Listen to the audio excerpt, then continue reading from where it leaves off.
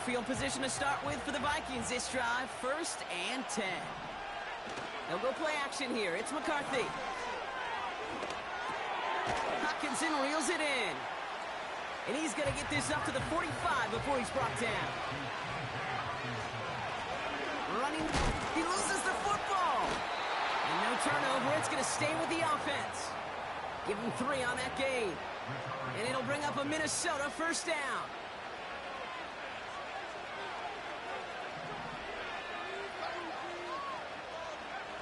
On play action now, McCarthy. Pocket isn't holding up. They're able to drop him. And the big play drives them backwards. 2nd down coming up. Hey, God bless the Ted Washingtons, Casey Hamptons, Vince Wilforks, all the run stuffers back in the day. But the D-tackles of today, you not only have to stuff the run, you have to eat up the pass, too. And that D-tackle just got it done. Offense to the line for 2nd down. Trying again, following the sack.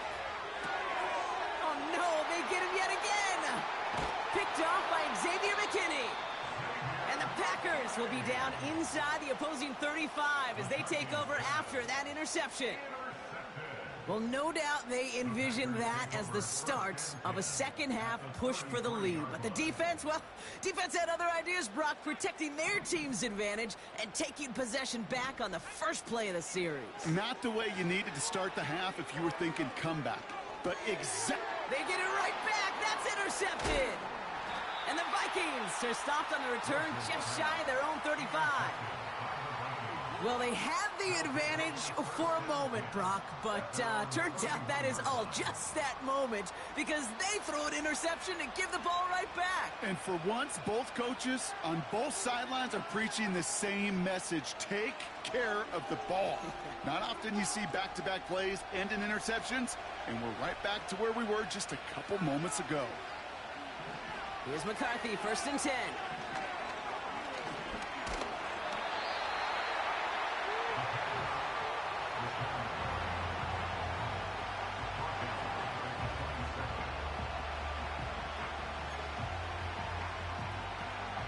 Everyone's prepped. It's 2nd down now. Operating from the gun, it's McCarthy. Oh, brother, it's another interception. Andrew Cooper takes it away. And the Packers have it now as he makes the 20th interception of his career. Well, Brock, if you like defense, you are loving what you're seeing right now. Consecutive drives that have ended in interceptions. It's become a real defensive battle. Well, let's see here, Kate. We got 1, we got 2. Do I hear a 3rd interception in a row? I'll tell you this right now. These defenders, they are squashing that thought. The defenders are offensive guys with bad hands.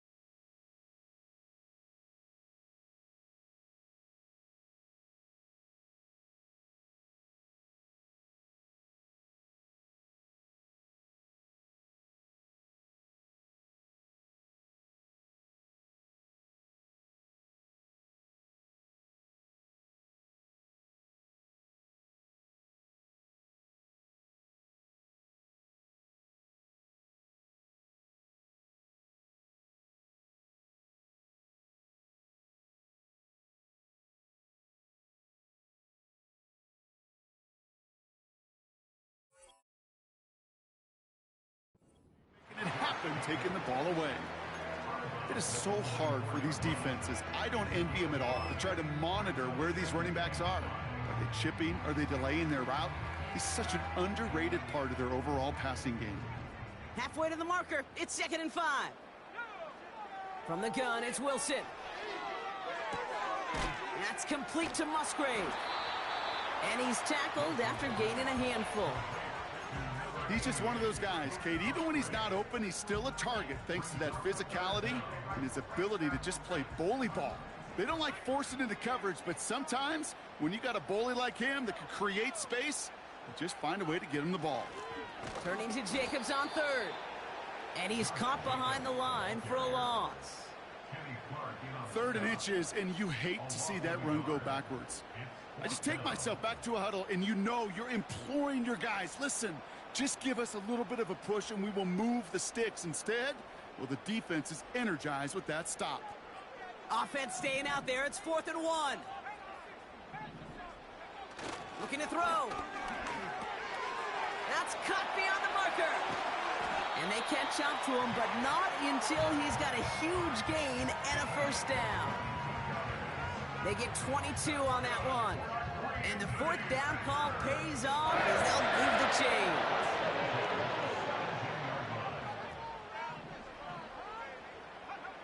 First down from the red zone. He had it for a moment, but a great defensive play to jar it loose. Incomplete. Targets have far less room to work in this red zone, Brock, but down this close as a former quarterback, I'm just going to assume you got to feel like he should have been able to hold on through whatever. Yeah, and every once in a while you get in that huddle and you remind him, now listen, guys, it's going to be contested. We know this. It's a physical game, all 100 yards up and into the red zone and end zone. But when you get down here, you've got to come up with contested catches, and he couldn't. Wilson on 3rd down. That one is incomplete. Couldn't hang on through the contact. Tough one to retain through that hit. And now they're left with 4th and short. Will Lutz on to attempt the field goal. He's hit once already. This is a short one, inside of 30 yards. That's why they spend all the time on the practice field during the week. That kind of operation. Perfect rhythm, perfect timing, and a 2 for 2 for this kicker. The Packers about set to kick this one away, and away we go again. Shaheed now to return. He stopped on the return at the 27.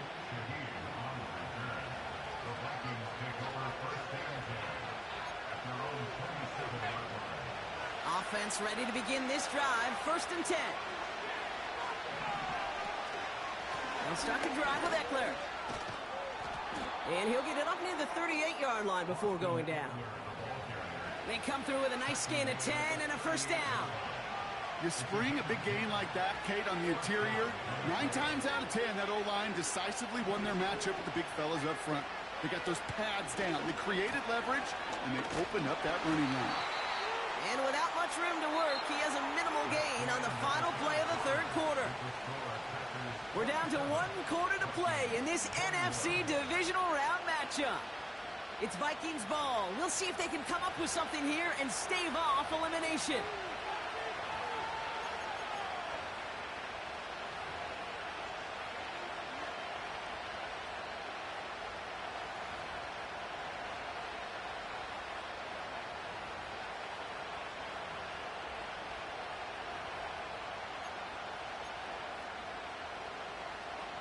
Second down now, 7 to go. McCarthy operating from the pistol. Flushed out of the pocket. He's got Shaheed. They'll get 14 yards and a new set of downs. You know, Kate, you'll find teams go to this crossing route concept sometimes a dozen times a game. A lot of times it's for shorter yardage, but sometimes things break in the right coverage for a much bigger impact play, just like that. He finds his running back. Nice work, complete. And he gets absolutely popped to end that one. That is the epitome of staying on schedule. That kind of completion right there on first down. Well, it opens up the entirety of the playbook for second down. And the 3rd and short in your back pocket, you can get even more aggressive and take that shot. Taken in by Shaheed. And he's tackled for a short gain. Well, the odds aren't great when you throw into double coverage. Normally you see one of the defenders make a play on the ball. 2 men nearby, and that's a missed opportunity for the coverage to make an impact play. They touch him down as he finds enough to pick up the first. Ooh, I like that call. I really I really like it with those sticks. You can keep them on the sidelines, and you get more than enough to get the first down. Out of the shotgun, they'll give it to him inside. And without much room, he's going to go down at the 32-yard line. 2 on the pickup there, and it's going to be 2nd and 8. You know, not a ton of yards, but still showing that commitment to the ground game. The type of run that keeps the defense from loading up in coverage and focusing entirely on that passing game. Able to find Hawkinson. They rip off a big chunk of field, and it sets them up with 1st and goal. Okay, when you watch the combine, you'll watch guys try to make this throw. And without chemistry, it's so hard to execute. That was picture perfect. That's a QB and receiver on the same page, because that route, that deep out to the field, that takes it just a different level of connectedness. It's a gain of 2 on the play. Still some work to do on 2nd and goal.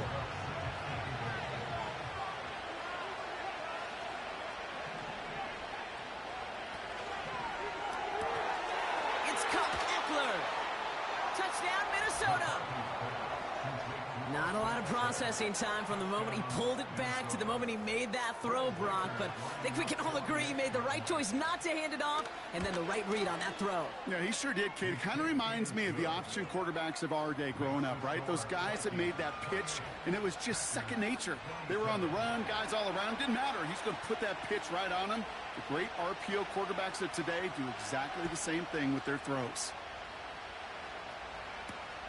Returning it from the 4. Coverage team gets him down at the 26-yard line.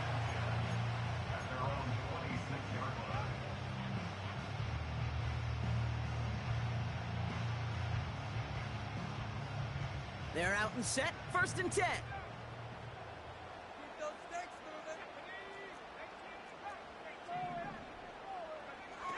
Wilson now.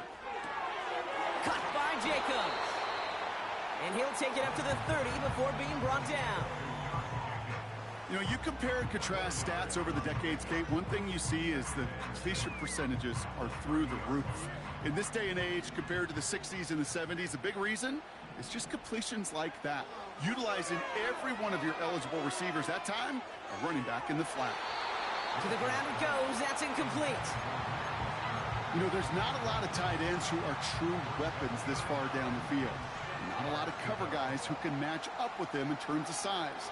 They tried to get it to him in a spot where he could win it, but no connection to be made. He's got it to him yet again. That is caught. It's a gain of 19 on the play. And it'll be 1st down, Packers. Play action. It's Wilson. Cut out left. And he'll have it down to the 44-yard line. When you see play action, do all you can to get your eyes to the tight end, because that's their bread and butter. That play action gives him time off the line, helps chip a rusher, or even helps sell that fake. And then when he releases, he gets out, he gets some leverage. He gets to that edge before the defender can cover him. And he's brought down at about that 27-yard line. The big play nets him 17 yards. And that's good for a Green Bay 1st down. Sticking in the air with Wilson. He's got the hook up to Atwell. And they get this all the way down to the 16-yard line. Give him 11 yards, Brock, and a fresh set of downs. I love throwing that 1st down. And when you see a 1st down pass just like that, it's taking advantage of a matchup you plan for, and you go out and execute.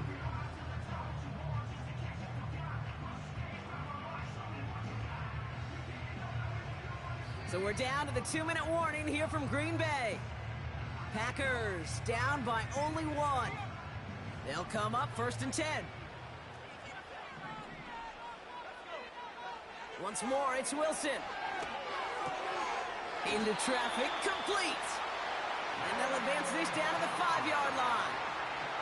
A nice pickup of 11 there, Brock, and they'll have 1st and goal to figure out. Now, they've certainly got the field goal in their back pocket, but they're going to try for the touchdown first here and goal to go. And he gets leveled just before he reaches the marker, and that hit prevents a 1st down. The Vikings call a timeout. It'll be their first. as they'll meet and decide what to do on this second down. Gonna keep this one and go. And he gets it on the sneak. Touchdown! The Packers jump in front late. So what a finish this is shaping up to be. The late touchdown here, Brock, moves them in front. And week to week, what a pleasure it is for us to call these games. We never know what kind of game we're going to get. This one's been everything you could have wanted. And now, even though they've taken the lead, there's still enough time on that other sideline for them to go mount a response. The Packers about set to kick this one away, and away we go again. Fielded at the 7. Finds some space. He's past the 30. And great starting field position here as they bring him down beyond the 40.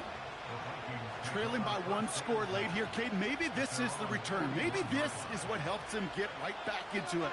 Good field position now to start their most important series yet of this game. So good field position to start with for the Vikings this drive. 1st and 10. Looking to throw it. Trying to push it deep downfield. That could be it, folks. It's intercepted. Picked off by Xavier McKinney. And the Packers make the play that should win them this game. The team total is now up to 5, Brock. 5 times they've picked this offense off. Say it a 3rd time for me, Kate, would you? Twist the knife for all the fans of this offense watching at home. 5 interceptions in one game. You just got to marvel at how well they played in coverage from start to finish. Yeah, this goes beyond marveling. This goes to best-case scenario in their game plan. This is one of those special games where absolutely everything is clicking. These defenders, it's like they're seeing the entire field in perfect 20/20 vision. And he takes this across. Nope, beg your pardon. They're going to spot him right at the 35-yard line. That run's not going to turn many heads, but at the end of the year, I promise you, if you average over 5 yards a run, you can be a Pro Bowler. Going run again with Jacobs. And he's dropped just short of the marker, maybe a yard away. They're going to call their final timeout here. Just 9 seconds to go.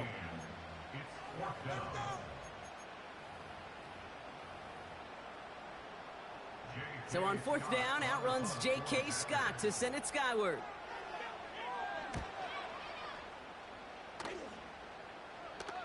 Fair catch, hauled in at the 18-yard line. That punt goes unanswered, no return there. And it's going to be Vikings football. And the drive will start out with a 1st and 10.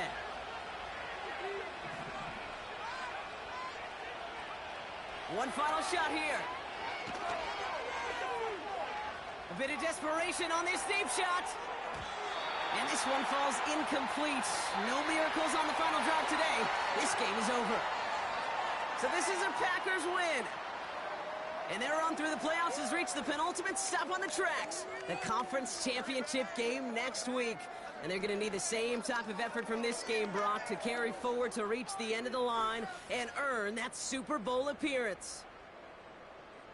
With Brock Ewart and our entire crew, I'm Kate Scott. You've been watching the NFL on EA Sports. The Packers are your winners as